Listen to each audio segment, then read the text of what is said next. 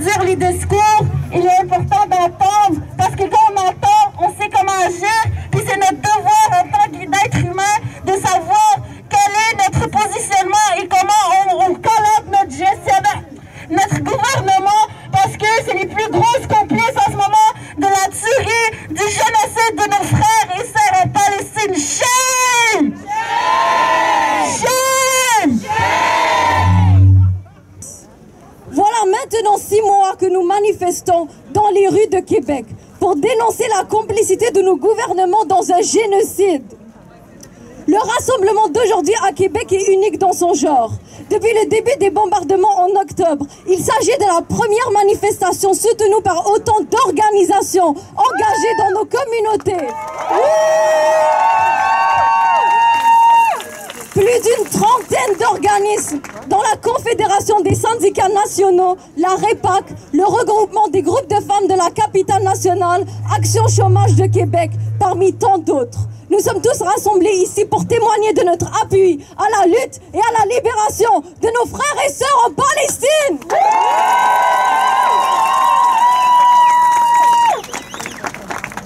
À Gaza, depuis le 7 octobre, les bombes envoyées par Israël ont tué en moyenne un enfant chaque 15 minutes.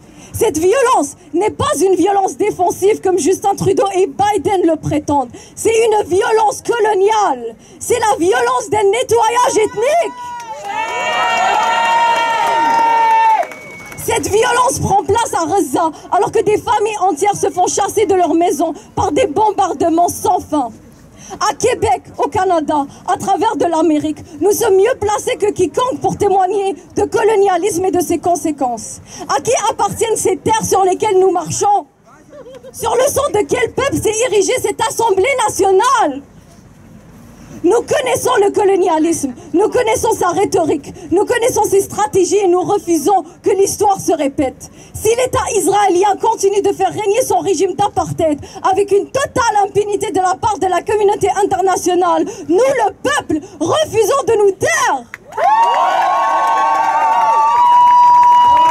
Nous allons marcher et nous allons réclamer de nos gouvernements que cesse l'impunité, que cesse le silence, que cesse la complicité dans ces crimes de guerre et que cesse la colonisation de la Palestine. Nos demandes sont claires, ils ont toujours été clairs. Nous voulons un cessez-le-feu immédiat et permanent. Nous voulons la fin du blocus illégal sur Gaza.